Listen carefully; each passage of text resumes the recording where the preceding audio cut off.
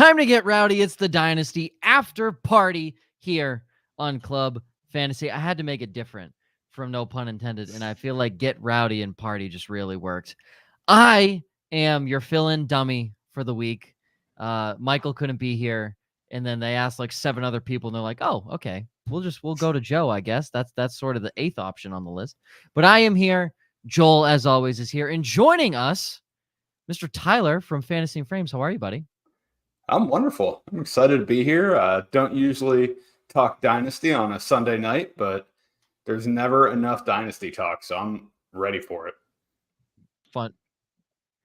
You know, I never talk Dynasty ever, so this is something that is pretty new to me. Whenever we bring it up on No Pun Intended, I normally try and shift the conversation because, as mentioned in the pre-show, I'm not a very good Dynasty player. So I will probably learn a lot from this show, as many will, and I'm here to provide some fun commentary. But tonight, Jacksonville, New York, Football Giants, Dallas.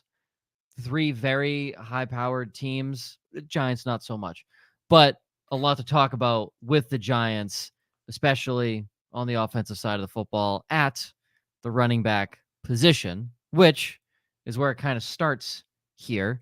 The party foul topic of the week. So apparently this must have been a topic for weeks now, Joel, according to the show sheet, because it says for the last time, hopefully. I'm very interested to hear about this. The running back pay scale and how it translates to Dynasty. So 2 of those 3 things are affected on the teams that we're discussing tonight. So this pay scale, obviously, Tony Pollard got the tag. He's playing on it. Saquon Barkley got it. He is not playing on the tag. They have not reached a deal with him, threatening to hold out XYZ, all these things. Jaguars, doesn't matter. Travis Etienne is still on his rookie contract. They don't have to worry too much. So this pay scale that you want to bring up here, Joel, I'll let you drive the conversation, but how do you see it translating to Dynasty? And then we'll pop down to Tyler.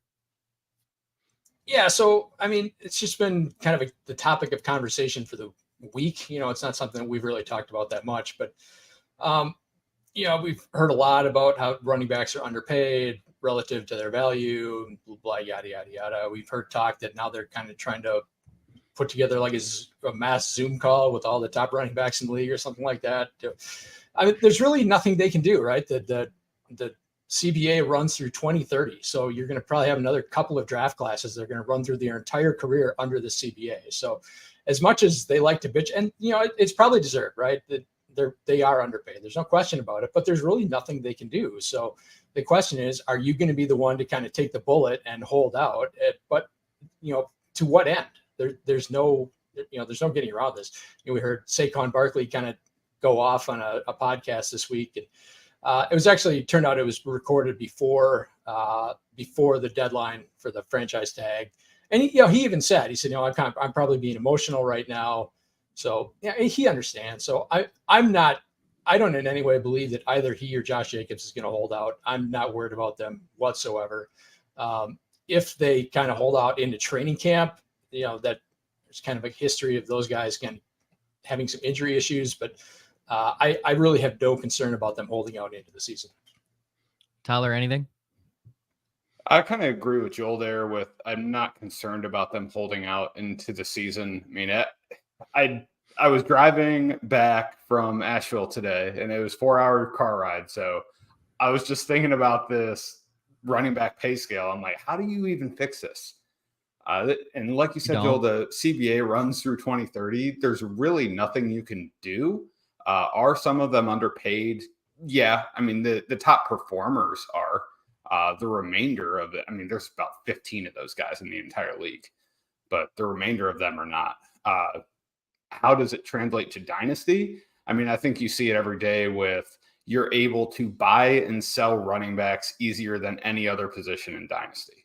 You know, it's 2 years and sell, 2 years and sell. Or if you're really trying to go for a championship, you can buy one of these guys. We'll see what happens with Saquon. He might have a case to actually hold out and say he's going to affect the offense of that team. But at the end of the day, I looked at it. I mean, Saquon was middle of the road last year in everything when it came to efficiency and effectiveness. Not a good yard per carry, not a good explosive play rate, not a lot of broken tackles. I mean, he was He was simply just middle of the road, and he handled a lot of work. So could he actually affect the Giants sitting out? Maybe. Who knows? Maybe James Robinson and Eric Gray will be just fine. Hey, Matt Breida. Don't forget about Matt Breida, okay? He's I alive. forgot about Matt Breida on purpose. At least for the first snap of the game. We don't know how he'll do on the second one, if he's still healthy after that, but he's still there. Your AAV right now for these guys, obviously, Pollard, Saquon, Josh Jacobs all sit at the same amount, and that's 6 most for the franchise tag. Makes sense. You're looking at Christian McCaffrey gets 16 mil, Kamara gets 15, and this is average value on these. I looked at total cash, and Bijan Robinson's actually the highest paid running back this year. So in terms of total cash, which is strange. Derrick Henry, 12.5, Nick Chubb, 12.2, Aaron Jones, 12. I mean, after that, you're looking at, there is a steep drop off after the franchise tag. If you're just going guys actually on contracts, it's James Robinson at $7 million. So there's a $5 million difference between 5 and 6 for guys who are on contracts. Again, not including the 3 guys on the franchise tag right now. And you can very well say that Saquon is better than James Conner and Miles Sanders. That's not even a question. And then you're looking at, has he been more productive than Aaron Jones? Has he? When you look at Aaron Jones' numbers, he's been much better. Nick Chubb might be one of the best pure running backs in the NFL. Your only argument is, yes, he's probably better than Alvin Kamara. That's really your only argument here if you're Saquon, because Jones, Chubb, Henry, McCaffrey, I really don't think many people are going to argue from a pure football standpoint that those guys aren't better. Derrick Henry, obviously, towards the end of his rope, but he signed this contract around Saquon's age, the end of his rookie deal. So, Saquon getting $12 million shouldn't be out of the question, but when you pay your quarterback $40 million, that doesn't work. So he could have gotten $12 million, right? They offered him $12 million last year, and he turned it down. So okay. So that's what the report is. So my assumption is, and then he's probably wanting to get. He probably wants more than Kamara. He probably wants 15. He thinks he should be. He thinks he should be just under McCaffrey, or he probably thinks he's higher than McCaffrey, but he's downright fucking wrong about that. But he wants to try and reset the market, and that's just not going to happen. I don't know. If I'm New York, I don't think I pay him personally. I can't remember the last team that had a high paid running back that won a Super Bowl. So, does Saquon on your team make you better? 1,000% yes. You were not as good as you were last year without him. Does it get you closer to a Super Bowl? No. I don't know if the amount of teams there is really translatable to data. Did the Patriots have a high-paid running back? No. Okay, there's 30% of your Super Bowl teams. Exactly. That's what I'm saying. Well, hey, look at teams with a top 5 paid receiver. They're non-existent. Super Bowl teams do not win with high-paid position players. They don't. Hill. Yeah, Tyreek Hill was Travis not Kelce. high. Tyreek Hill was not highest paid at his position when they won. Travis Kelce, yes, that is the one exception. That is all you're looking at. I'm sorry, that is, if you go back in history, it's non-existent, especially in the 2000s. High-paid guys at these positions take away from other crucial positions to win a Super Bowl. From a football perspective, Kelsey's not making anywhere near what a top receiver does. He's probably making half what Devontae Adams is making.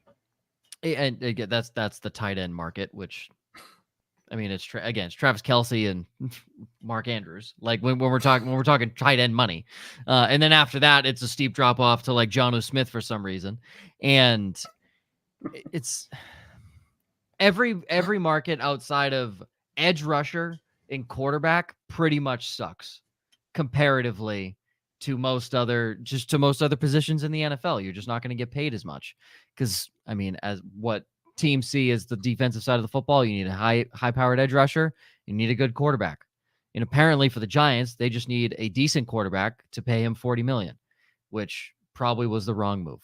But I don't think the market resets. I think Saquon continually holds out for his own personal health, and he should get a bag after next season, unless the Giants are willing to pay him. So we'll see. But starting with the Jacksonville Jaguars, because we go in order here of worst to best record as of last year, and we're finally getting into some playoff teams. So you're looking at Calvin Ridley pops back this year after missing all of last year, no injury-related issues whatsoever, was just out for gambling last year. That's the only reason he was out, so it's not like he's coming back from an injury. Nothing to worry about that. The only thing you're worried about is rust on the wheels. So the Calvin Ridley versus Christian Kirk debate it seems to be a very big one. People seem to be not liking Calvin Ridley because he's been not playing for a while. But in that same token, they also don't like Christian Kirk because they think Calvin Ridley is going to take away from Christian Kirk. Seems not, the addition doesn't add. The mathing isn't mathing. So Tyler, for Calvin Ridley Dynasty, what do you see him as this year and then potentially moving forward? Because he will play with Christian Kirk presumably for the next 3 seasons. So this offense is like the core of it is not changing outside of that wide receiver 3, because Etienne, Lawrence, Evan Engram, and these 2 top receivers presumably are not going anywhere. They're all under contract. So what do you see for Calvin Ridley this year and the following years in this offense? So the thing you got to remember with Calvin Ridley, I'm one of the highest guys on him coming into this season. I'm very excited for Calvin Ridley. If we're talking dynasty, he's going to be 29 before the end of the season. It does not seem that way. He came into the league old. He missed an entire season. He's 28 right now. He'll turn 29 in December. That 30-year-old mark for wide receivers is kind of your trouble spot. So Calvin Ridley, I feel really good about his value for the next 2 years. I also feel really good about Christian Kirk's value because people are creating this argument of Calvin Ridley or Christian Kirk or Calvin Ridley. Why not both? And exactly. The Jaguars lost Marvin Jones. He had 81 targets. And for some ungodly reason, Zay Jones had 100 and something, 120-ish targets. You bet your ass he did. That's not happening again. And you don't know. Calvin Ridley is going to take all of Marvin Jones' targets. Him and Christian Kirk do not play the same position. No. Christian Kirk is a slot receiver who's an explosive play guy. Calvin Ridley is an X receiver that is over the middle of the field and an intermediate receiver. They do not play the same position. So Christian Kirk, I don't see any reason why his production from last year can't remain almost the exact same. Maybe his volume will decrease a bit, but with that volume going down and another receiver of Calvin Ridley's caliber on the field, that could cause his efficiency to go up. So I'm not feeling bad about almost any dip from Christian Kirk. And Calvin Ridley, I do believe he's going to be the wide receiver 1 on this team. Trevor Lawrence was QB7 or QB8 last year in EPA per play. I mean, he's just going to get better. That was his rookie season under Doug Peterson. That year with Urban Meyer is a complete waste. So he was one of the best quarterbacks in the NFL his rookie season. He's going to take another step. He is a true number 1 with Calvin Ridley now. They rounded out their backfield by drafting Tank Bigsby, and they don't have to give JaMychal Hasty some asinine amount of snaps like they did last year. Dog. So I feel really good about Calvin Ridley's dynasty value for the next 2 years, Christian Kirk's dynasty value going forward, because they are tied to one of the best quarterbacks in the league. You look at, you bring up why not both? Well, why don't we just look at the team that's 4 hours south on I-95 playing in the same state? They had two, and we're not comparing Calvin Ridley, Christian Kirk to Tyreek Hill and Jalen Waddle. Let me get that straight. But they are 2 receivers who Tyreek can play all over the field. But primarily you're going to run him outside because he runs a 2.4 40, and Jalen Waddle is shifty on the inside. So you're looking at Christian Kirk's going to play the slot. Calvin Ridley's going to play outside. They're probably going to throw the football 600 plus times. Why the hell not? Why can't they both be very viable options in fantasy football, to the point where why can't Calvin Ridley be a top 10 fantasy asset? And why can't Christian Kirk be a top 20, push top 15? I mean, he was a wide receiver 11 last year. Exactly. Kirk was. Exactly. And Zay, you bring up Zay Jones, dog. Love Zay Jones. Great best ball asset this year. They have so many weapons that they're going to have to deal with. And also, you want to talk about Tyreek Hill and Jalen Waddle did it in a division with two pretty good secondaries in New York and New England. Buffaloes can kick rocks. Their secondary is terrible. But that's 4 tough games that they have to see. I mean, name me the starting corners for the Titans or the Colts. You can't. No. You can't. That's my. And then Houston has Derek Stingley, who yes was good. Calvin Ridley will tear him up. It doesn't matter. So you're looking at a division with just atrocious defenses. Tennessee, one of the worst defenses last year. Indy, awful defense. Houston, one of the worst teams in the NFL last year. So all of these teams in a division with a very high-powered offense, there's no reason for both of them not to succeed. Joel, do you see it the other way around? Or are you on the just let me ride the Jaguars train all the way to my fantasy championship? So I agree with Tyler. I think Christian Kirk is basically a what you see is what you get kind of guy, right? And that's a good thing, right? So I think he's going to basically do what he did last year. My issue with Ridley is I think he's really kind of a sell now and buy back in later kind of guy, just because, like Tyler said, he's 28, he's almost 29. He's missed almost 2 years, right? It's been, it was like week 5 or week 6 of 2021 that he last played. So there's going to be some rust. He was never an elite athlete, like coming out of Alabama. He was, he's a much better kind of technician than he is athlete. And I think that's going to kind of translate to a slow start. So I think he's a guy where, I mean, you can't really sell him for a lot right now, but I think you'll be able to sell him more right now than you will say like week 4, week 5, week 6, and then kind of buy back in, because then I expect him to maybe get his legs under him and then kind of turn it on for the second half of the season. You bring up the route technician. I believe Devontae Adams ranked him 5th among best route runners in the NFL. Put him up there with himself, obviously, and Devontae Adams. Cooper Kupp, Keenan Allen. Calvin Ridley is consistently one of the best route runners. He's not as explosive as the aforementioned 3. He's just very smooth with it. So good point. He might start off slow from that standpoint, but should look pretty good for both of them. All right, now I want to ask this one because this dude should not have gotten paid the amount of money he did. Evan Engram obviously had a great year. I don't know what year he's in, but he had a great last season, right? He did what he needed to do to get a contract. He shouldn't have gotten this much money, but he did what he needed to do to get a contract. Are we in? Are we out on Evan Engram for dynasty purposes? Is this if you are a struggling team, is this a guy you maybe want to go get because he's tied to a good offense for 3 years? If you're a contender, is this a guy you want this year? Tyler, where are you going on the Evan Engram side of things? I mean, I'm in. It's the tight end position. You have 3, maybe 4 guys, and then the rest of it's just a crapshoot. Yes. So I'm going to take the tight end that's going to line up out wide and play the flanker position for an offense in place of Zay Jones every now and then, as well as in line.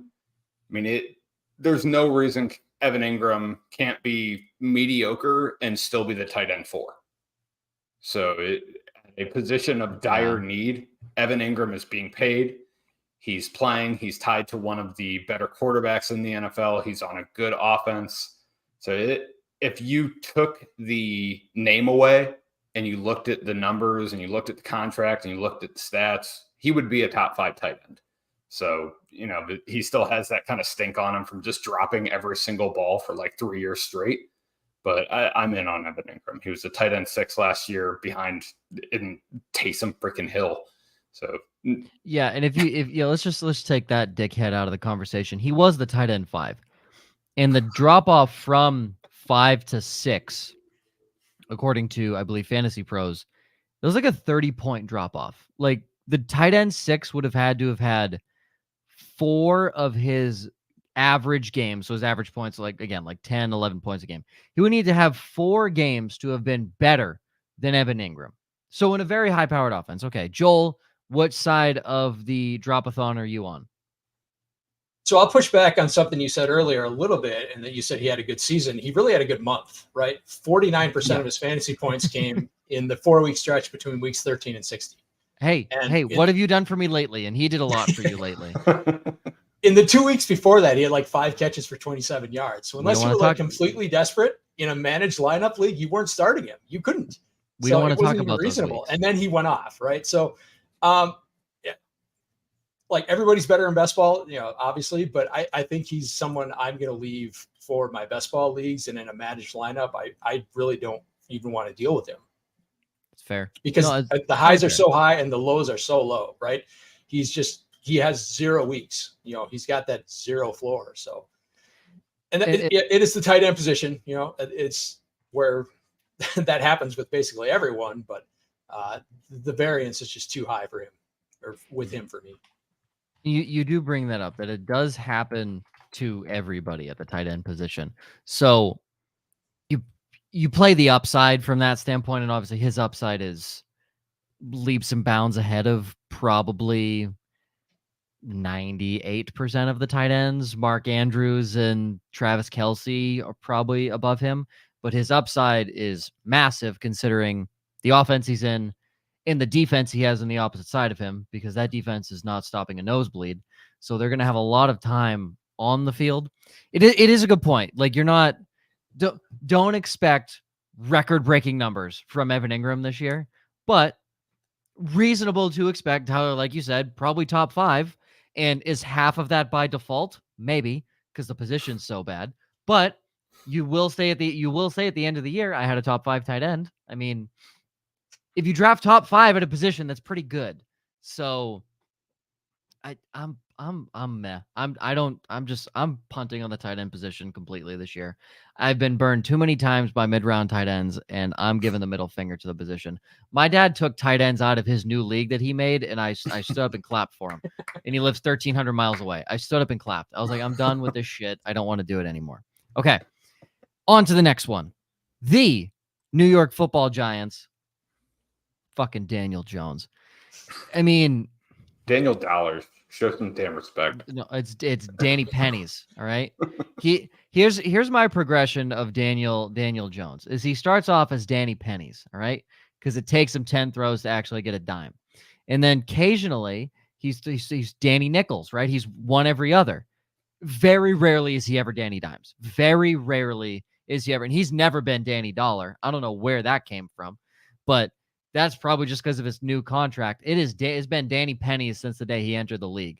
He has been really fucking bad, but apparently did enough to make all this money on 18 passing touchdowns. Now, yes, he does have rushing upside in fantasy football. That is a good value for him. As an actual football player, he's kind of trash, but as a fantasy asset, he does scoot, and the coach is willing to let him scoot. Obviously, coming from Josh Allen makes a lot of sense. Tyler, I'll start with you. Is there another level to Daniel Jones? Let's play it like Saquon Barkley is in and does play, because a lot of reports say he is a team guy. So leaning towards him potentially playing.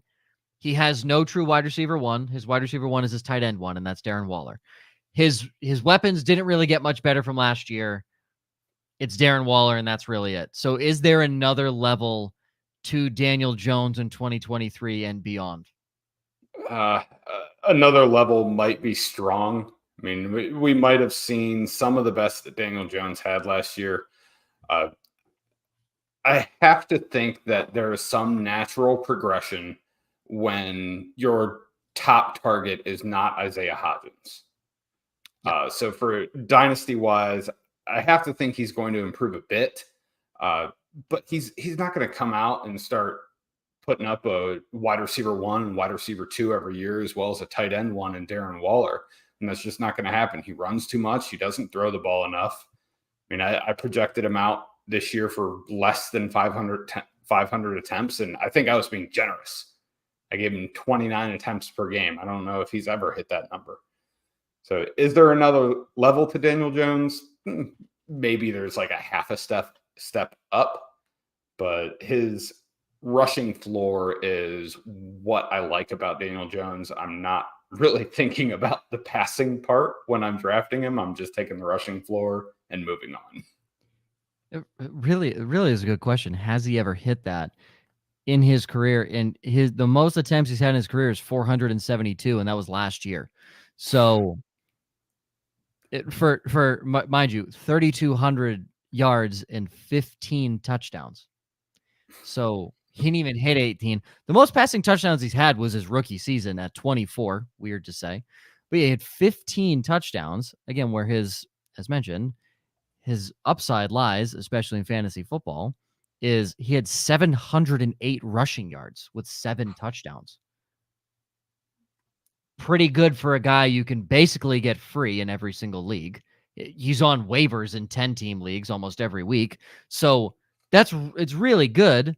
It's just, do you want the ick factor of having Daniel Jones on your team is really the big question here. Joel, is there another level that you see from DJ with, we'll just call it an upgraded receiver room? Why not? It technically is. It's not by much, but it is. Yeah, with some simple math there, the numbers you put out, he had 22 touchdowns total with the 7 rushing touchdowns. That's awful, right? I mean, a 22 touchdown passing touchdown quarterback is barely starting. I mean, obviously, we're talking SuperFlex. He's irrelevant in more quarterback leagues. Yes. The only thing he did better last year under Daboll was take care of the football, right? He didn't have the fumbles. He didn't have as many interceptions. Yes. So, I mean, if that's your progression, there is no other level. This is who he is. We talked about Christian Kirk being who he is, what he is, and that's a good thing. Daniel Jones is what he is, and that's a very bad thing. And for some reason, the Giants are paying him $40 million a year. That's just utterly baffling. 40 mil for a game manager at this point. I mean, as laid out completely by the statistics, he does not, he doesn't bode well in most any situation. Like, he's not going to win you a game. He's not going to win you a football game on the field. He may win you a fantasy football game legitimately, but I mean, projecting him under 500 attempts is not even, that's not asinine whatsoever. The dude has never even come close. Like, if you average his attempts, he would need 2 more games to get over 500 attempts from last year, and he played 16.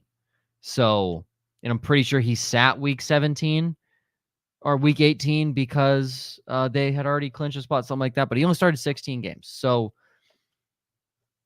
I mean, it's not good, guys. It's not really good. But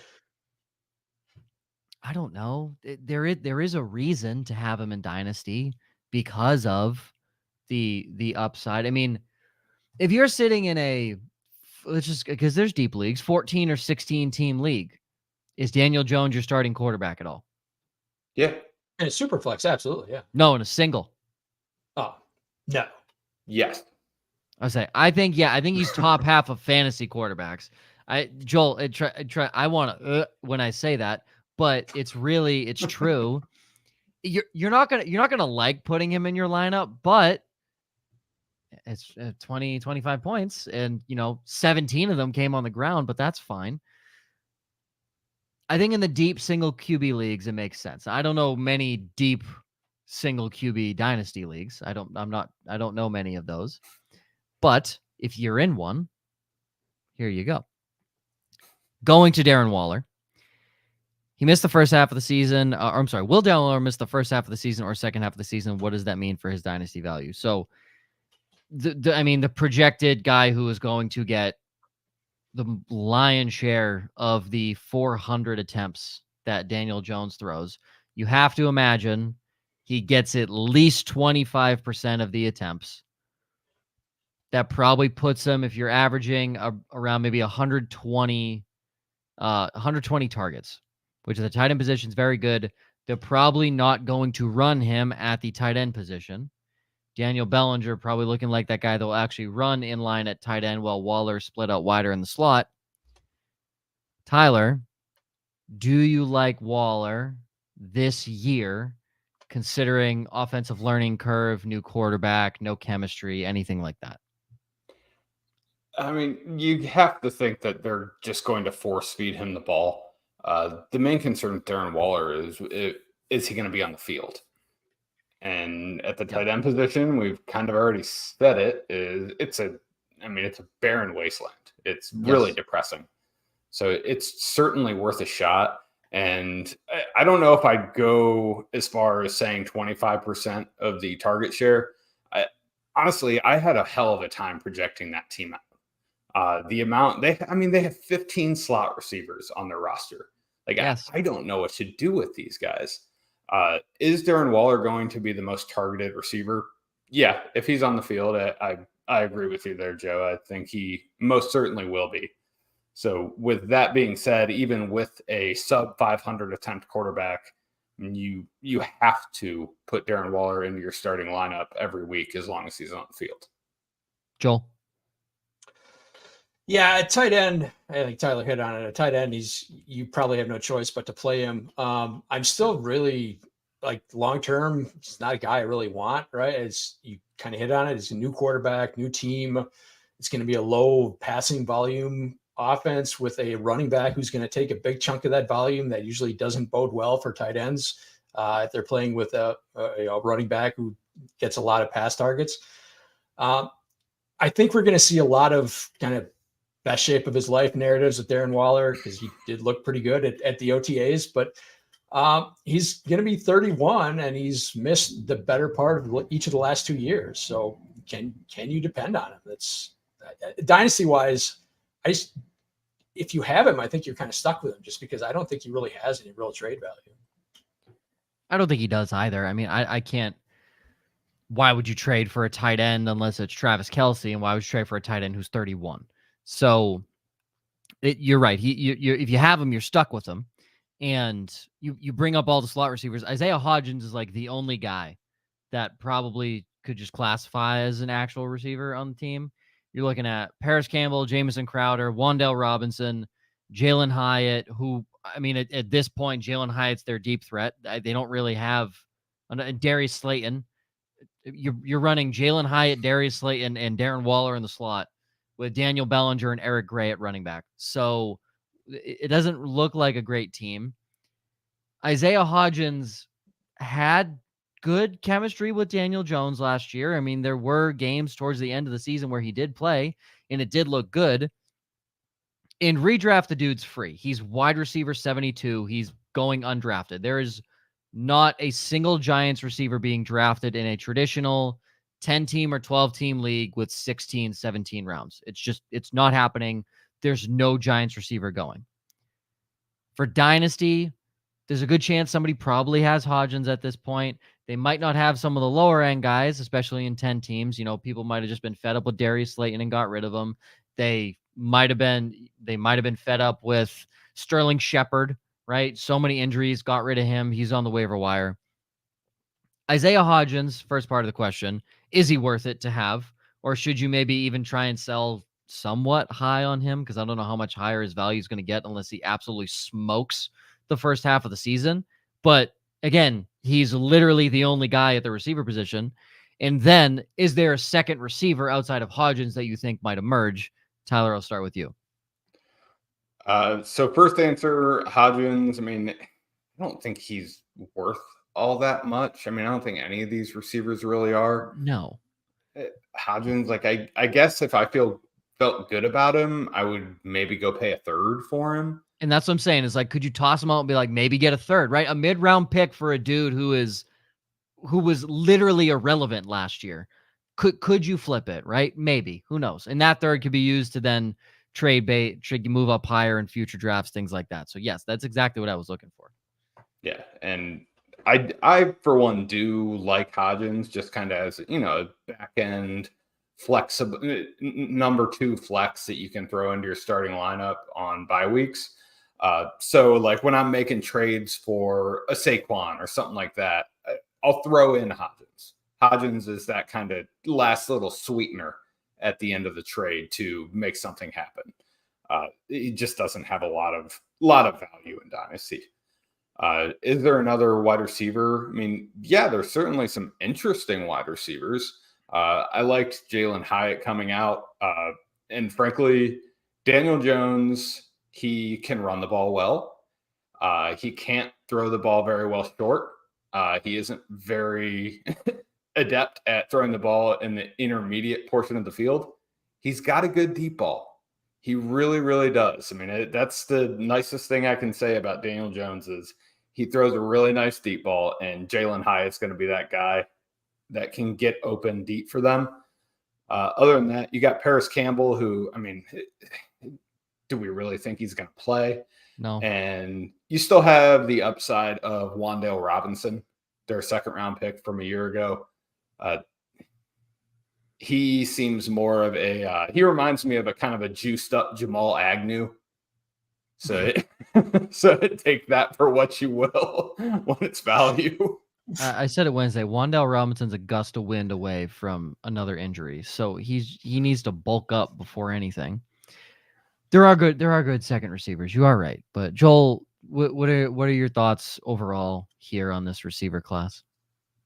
Just because you're on the show, Joe, PFF's number 25 graded wide receiver last year was Isaiah Hodgins. Of course he was. You want to know who their RB2 graded was? Jordan Mason. You want to know where Christian McCaffrey was? 44. Fuck Pro Football Focus. Fuck Pro Football Focus. Are you kidding me? Just wanted to bring that up because I know how much you like them. I'm pretty sure they grade Travis Kelce as like a top 5 blocking tight end. Do you have like blinding sunglasses on in the nighttime watching him block? Continue, Joel. Sorry. It's all good. I do like Hodges, like Tyler said, as the kind of guy you're kind of throwing in at the back end of a trade, because I think he's going to have some value this year. Whether that's, bye week fill in or whatever. He's the only receiver on the team that has any size whatsoever outside of Darren Waller. If Waller gets hurt or struggles, he's, who else can Daniel Jones see, right? They've got a bunch of Smurfs there. That's my point. Who else is the ball going to?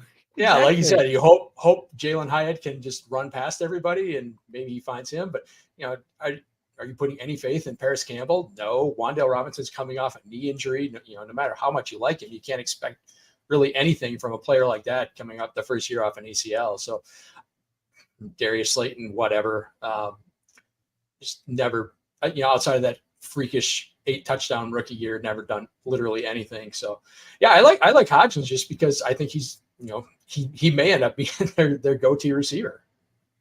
The toughest thing with Darius Slayton, and he's basically free. He is. He's 100% free. I like Darius Slayton. The toughest thing with him is low passing volume offense. He really is a deep threat. He can run like the intermediate routes, but as Tyler mentioned, Daniel Jones ain't getting it there. And you're looking at a team that's Saquon Barkley heavy, especially last season. So, and Daniel Jones not afraid to run. It's hard for Darius Slayton to be successful in this offense. He's very matchup dependent. You got to play a game where you hope the Giants get blown, or it's a back and forth game. And Slayton did have a couple good games last year, but you got to pick and choose and find them. So, and that very well may be the case for Jalen Hyatt as well. And just a lot of these boomer bust guys, whereas Isaiah Hodgins feels like one of the only guys that could be reliable because he can run routes at all 3 levels of the field. That really feels like the only guy that could be pretty reliable in this situation. Again, not including Darren Waller here in this conversation. All right. Sliding down to Dallas, final team. The offense transitions from Kellen Moore to fucking Mike the Monkey. He's back at it, baby. And Marty Schottenheimer as the play callers. Dak Prescott's still there.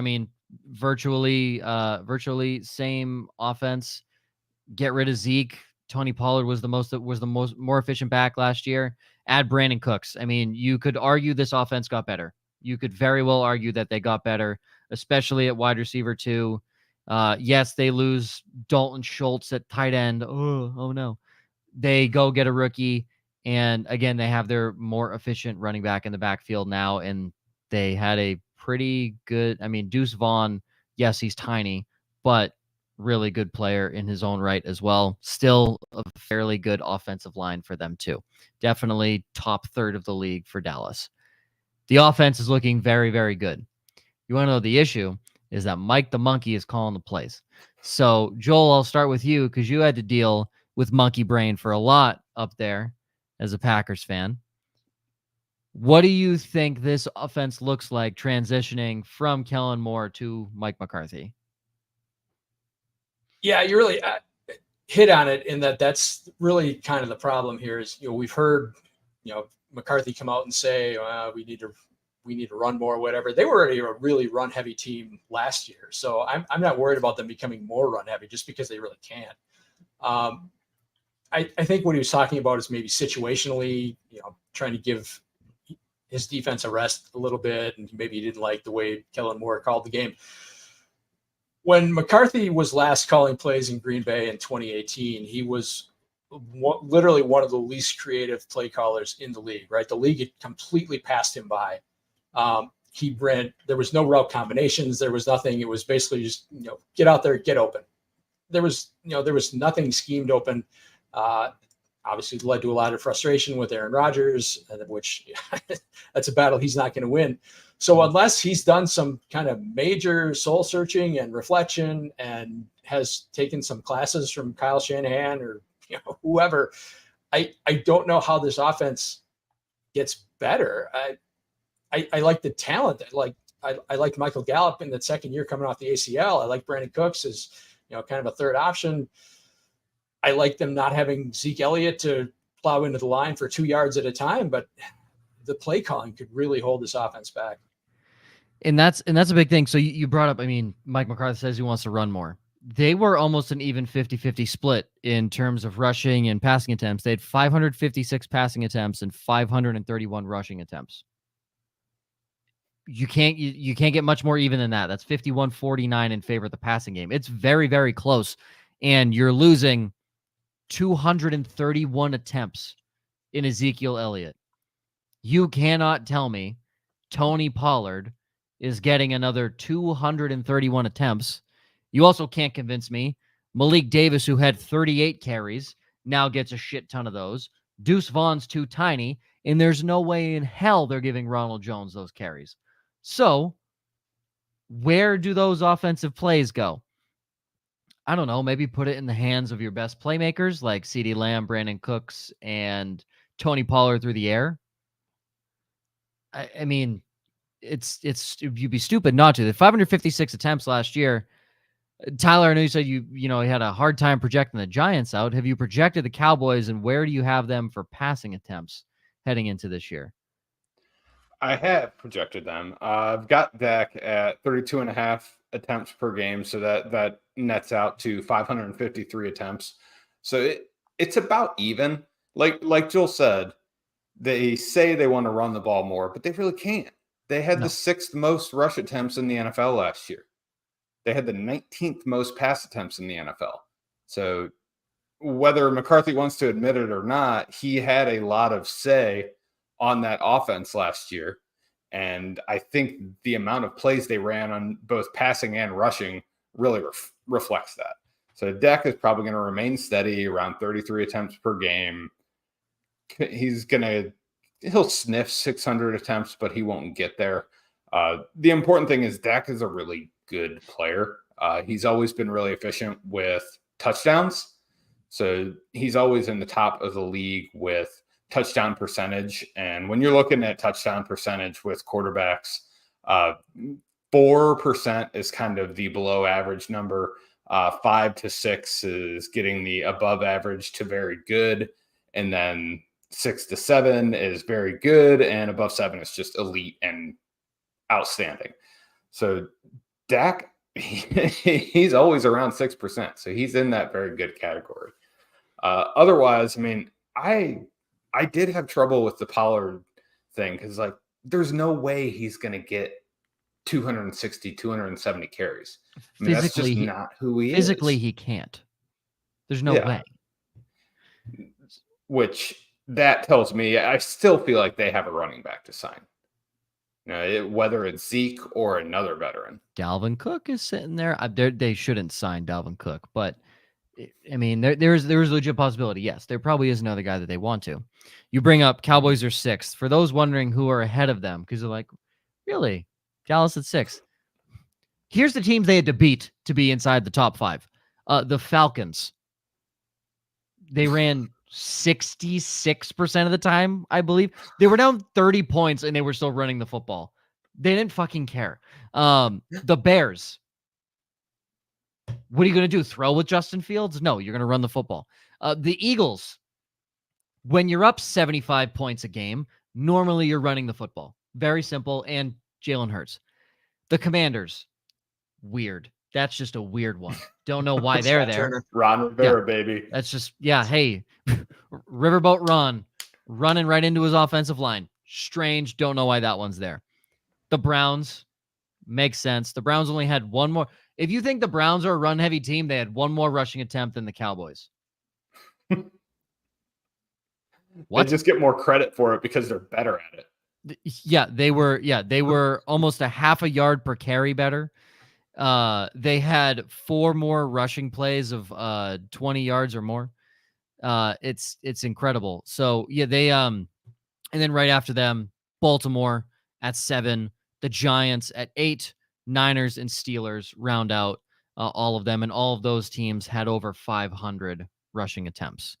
And you want to know the 3 worst in that category? The Steelers, the Cowboys, and the Commanders. So the Cowboys are one of the worst, most rushing attempts teams in the NFL. That tracks. And you're I was having trouble connecting that. We got it. You're telling me you want to run the football more with a guy who is now the lone back there, who, when he has been the lone back, has not had a good yard per carry or yards per rushing attempt. I'm not saying that's the same. We have to go back, a couple seasons for that to see that stat. But still, he's now the guy. Right now, he is the guy.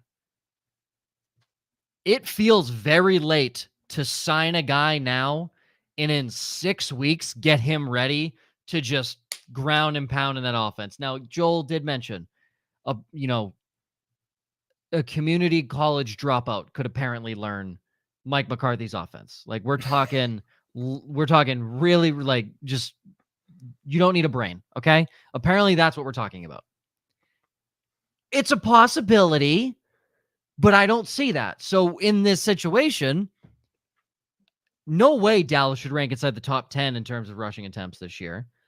You have one of the most high-powered passing attacks in the NFL. Why would you not lean into that? And this goes to, go back to, was it 2016, 2017? It was Jordy, Devontae Adams, Randall Cobb, I believe. The 3 stack there.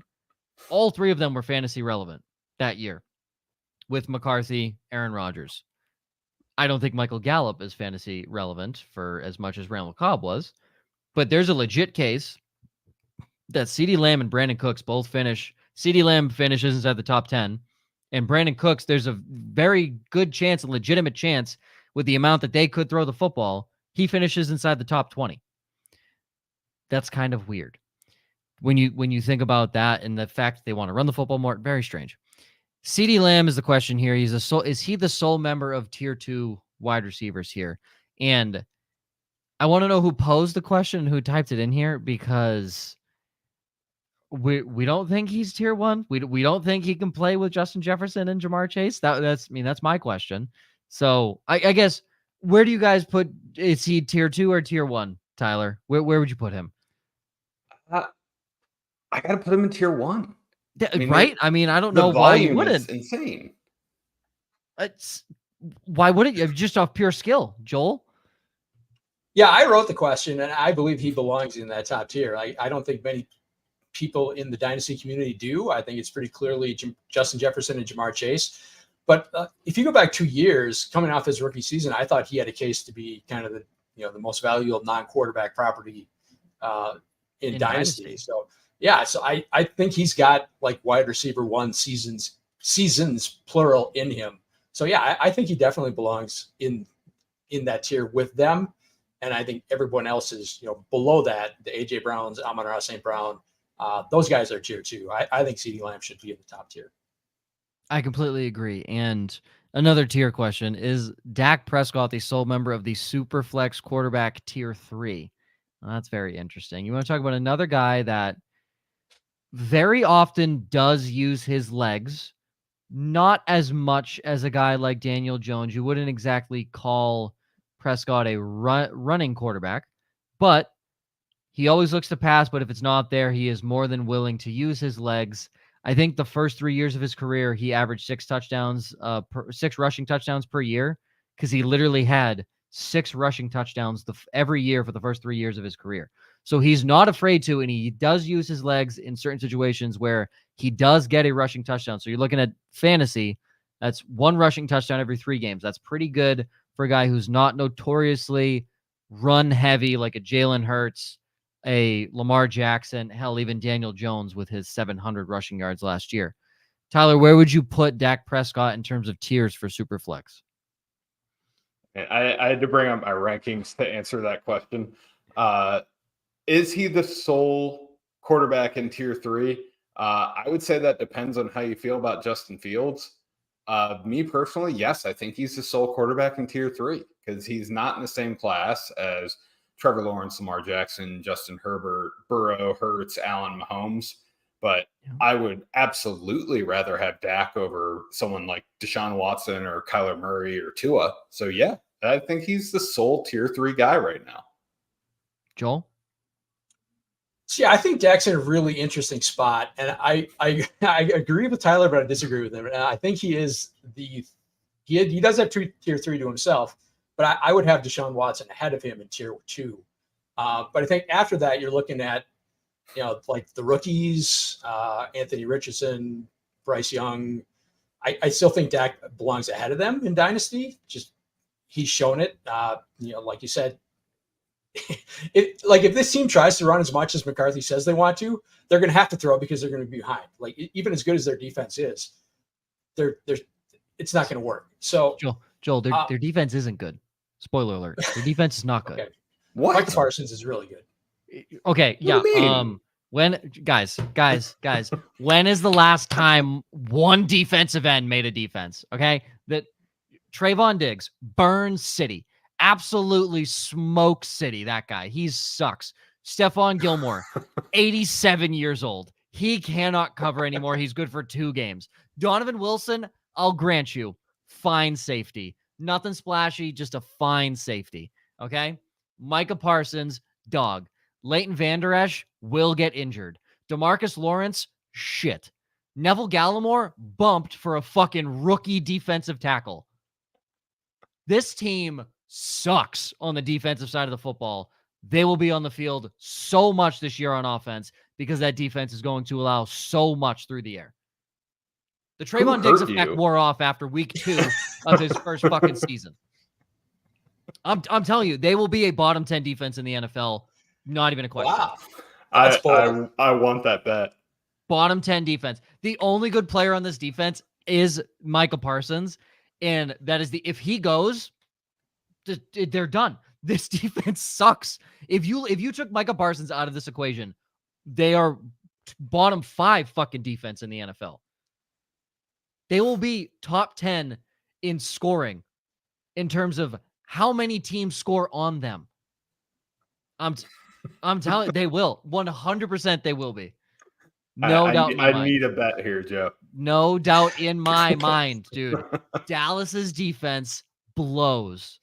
They are in a very high-powered division with 3 pretty damn good offenses with a lot that they have to worry about. Philly will drop 30. Giants and the Commanders. Philly will drop 35 on him twice. Terry McLaurin, they can't fucking cover him. They have 3 weapons out there, and then that run game. Their run defense sucks. They literally overdrafted a nose tackle because their run defense was that bad. That's fair. I agree with that. They overdrafted a nose tackle. Who drafts a nose tackle in the first round? That's like taking Cole Strange in the first round. From UT Chattanooga. All right, Bill. Keep your jollies in your fucking pants, you dummy. Now I know who hurt you. Yeah, Cole Strange's been fine. But who drafts a nose tackle in the first round? It's because your defense is so bad. Jerry Jones has hit on every single draft pick since 2012. Every single one. They've all been on the offensive side of the football outside of Vander Esch and Micah Parsons. They've all been money, but they've been on the offensive side of the football. The last guy who he drafted that didn't hit, Morris Claiborne. Defense. There's no fucking way this guy pans out. Their defense is terrible. They will be bottom 10. They will probably get up there in sacks just for the fact they have Micah Parsons. That is the only thing I'm granting them. But in terms of scoring defense, they'll be one of the worst in the NFL. Guaranteed. Book it. So that feeds into my bold prediction. I think they're going to go 1-4 and McCarthy's going to be fired after week 5. Really? Well, now I have to see their schedule. Hold on. I gotta know who they're playing in the first few weeks. That would be sick if McCarthy's fired after. I would imagine Philly is somewhere in there, dude. Okay, here is your first 5 games. Okay, they might maybe we'll see. Here are your first 5 games. Sunday night, week 1 in New York. Division game, 2 rivalries. Probably a win for the Giants because they have home field. That's probably I'll give you. It's going to be like a 16-13 game, probably. Yeah. Jets Cowboys. Those games are always like that. Jets Cowboys. L. Absolute L. Goodbye. Cowboys Cardinals, they're on the road. If they lose that game, that's a tough look if they lose that game. Arizona's defense is pretty bad. Patriots Cowboys in Dallas. I want to give Dallas the edge. I really do. That's what, if that's a game they lose and they're like 1-3. Now the pressure's really on. They go 1-4. Who do they play week 5? The 49ers on the road. They will lose that game. They will lose that game. 1-4. McCarthy's done. Chargers on the road. 1-5. At least they get to stay on the West Coast for 2 weeks. Yeah, pretty much. They stay on the West Coast for 2 weeks, and then the West Coast comes to them because they play the Rams in week 7. That's a win. It better be. I mean, yeah, they're. But then after that, there's. I mean, Eagles, Giants at home, Panthers on the road. I mean, there's a legit chance they go into week 9 2-7 or 2-6. Excuse me. There's no way McCarthy survives that. That would be fucking awesome. Oh my god, that would be awesome. Man, you guys are just being really hard on the Cowboys. Dude, listen. First off, fuck the Cowboys. All right. First off, I work in sports. I have no problem saying that because there's no way I ever get hired by the Cowboys. I applied once and they had 1,500 people apply for that job. So there's no way that I'm ever getting a job with the Cowboys, and I'm fine with that. So fuck the Cowboys. The fact that Mike the Monkey is still employed blows my mind. All right. You got to imagine he's a yes man at this point. Jerry Jones just wants somebody that's not going to take up too much of the limelight, and which is weird because Mike takes up a lot of the limelight with his size. So I figured he'd just want to stick with a more slim guy like Kellen Moore. It is going to be interesting if they go into LA, play the Chargers, and Kellen Moore absolutely shreds their defense. That's probably the end of Mike McCarthy right there. That's a bad look. That'd be an awesome look. You already know Mike Williams is going to be injured. I will never speak ill of Keenan Allen ever in my life. So it's going to be Keenan Allen. Quentin Johnston will somehow find his way onto the short-term IR, and it's going to be Josh motherfucking Palmer out there as the wide receiver 2, shredding Trayvon Diggs. Shredding. And I cannot express that enough. Shredding Trayvon Diggs. Terrible defensive back. Awful. Wow. I love shitting on the Cowboys. What a great show. Okay. This is 2 better trades of the week. Interesting trades you've either seen or you've made go down. And this is one that we have this week. So in a 12-team SuperFlex tight end premium, start 10 guys. A contender gives up a 2024 first and Wan'Dale Robinson and Clyde Edwards-Helaire for Amari Cooper and Romeo Doubs. Yeah, so this is a trade that I made. Oh, go ahead. You can repeat that. So are you the contender, Joel? Yeah. You are the contender. So you gave up a 2024 first, Wan'Dale and CEH for Amari Cooper and Romeo Doubs. Yeah, so I put 0 value on CEH and Wan'Dale Robinson, so you can just kind of throw those out. I do too.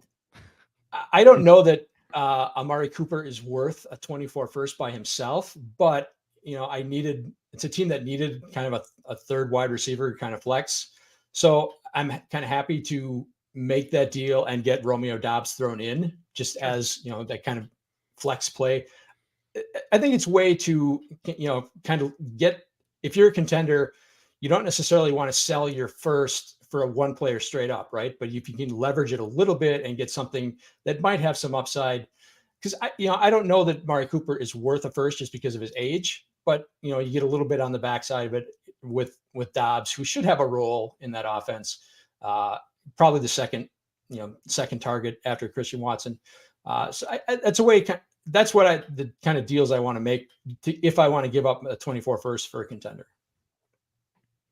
I don't hate it. I mean, I don't love Amari Cooper. I notoriously just don't like Cooper because I think he's non-existent for half of his games when he's on the road. So I don't like Amari Cooper, but if you're throwing him in as your wide receiver 3, I mean, Tyler's the Browns fan. What do you think? I like it. I mean, I think as usual, we are likely overvaluing future rookie draft picks because the next year is always the best year. If you're a contender, yeah, I would be willing to trade that pick. I mean, they have the Caleb Williams, Drake May. You got Marvin Harrison Jr. coming in. Like, you got to be conscious of that. But if you're in the back end of the first, like, don't be scared to trade those first. And I think Amari Cooper could be very productive for the next couple of years, as long as Deshaun Watson doesn't suck. That I'm very concerned about Deshaun Watson sucking. Well, Tyler, I'm sure as a Browns fan, you saw the tweet of Deshaun Watson throwing an absolute dot from 5 yards away into the practice. Is it 5 yards or 5 feet? I don't really know, but I really want to know who is in charge of the Browns social, because I want to know what the discussion was before posting and if there even was a discussion, because that was like when the Dolphins posted Tua throwing a deep ball to Tyreek Hill and it was a duck and Tyreek Hill was full dead stop on his 9 route because Tua underthrew him so poorly. I want to know the thought process. Like, was there not a single other good pass that he had that day that you could have posted? Was there not a single one? I've got to think it's just these social media teams just flat out dicking around. They're like, you know what should we post today? Oh, there's that 5-yard net pass. Yeah, let's do that. Fuck it. It's July 22nd. Who's paying attention? Everybody. That was so funny. That was absolutely hilarious. That was one of the better tweets I've seen recently from a team account. Oh, gentlemen, that was a good show. I enjoyed my first after party. That was a good time. Oh, yeah, I enjoyed you coming on and shitting on the Cowboys. That's fun. That's what we're here for. That's what we're here for. Tyler, thanks for coming on, man. I was first time meeting you, but I appreciate you joining. Absolutely, I had a lot of fun. Thanks for having me. And you can find him at FF Tyler Heil. Close. Fuck. Heil. Heil is the last name. Over at Fantasy and Frames as well. And Dynasty 365, am I correct on that? Or? That is correct. Dynasty 365 is the Dynasty podcast for Fantasy and Frames. So it is all on the Fantasy and Frames podcast network. Hell yeah. Hope the flag in the background kept you from feeling homesick and missing Stacy's. Love that. Scampers throughout. He thought Tua underthrew Tyreek Hill impressively well. So good to see you back in the chat, our favorite cat guy. And Millie, I haven't seen in a minute, but he said he's been drafting Mahomes, Allen, and Hurts in the first and been finishing with a pretty damn good draft. So, if you can get all 3 quarterbacks in the first round, good for you. But he's probably been alternating between those 3 guys and finishing with a pretty good draft. So, not a bad strategy. All those guys obviously going to be at the top end of just overall fantasy football points at the end of the year. Allen and Hurts have a great rushing upside. Mahomes has a scramble ability himself as well. All right. That's all, folks. Dynasty After Party. You can follow. I love how you put the Bismarck Larks on here. That's fantastic. Yeah, you can follow us. We made our ESPN debut yesterday as the Missouri River Motorboaters. So come get your Motorboaters merch. One game is our alternate identity. The Missouri River Motorboaters is this Thursday, July 27th. Make sure you're watching. You follow Tyler at FF Tyler Heil. and Joel at the Joel Wirth. Club Fantasy FFL, Fantasy and Frames at Fantasy and Frames. We make it easy for you. Why would we make it difficult? Next week, Bills, Bengals, 40. Niners getting closer and closer to the best teams in the NFL as we wrap up a lot of our look insides and move forward into our month of August for our Women of Fantasy Football month. I love this. Remember, Dynasty is like a disco ball. It just keeps on spinning year round. It never stops. Disco was dead, but it's back in the form of the Dynasty After Party. Join the club Sunday, 8 Eastern, every Sunday right here with Club Fantasy. You can follow Club Fantasy on Facebook, Twitter, and Instagram at Club Fantasy FFL. The URL is clubfantasyffl.com. I won't be here next week. Joel will be. Sicoli will be back, and they will see you next week.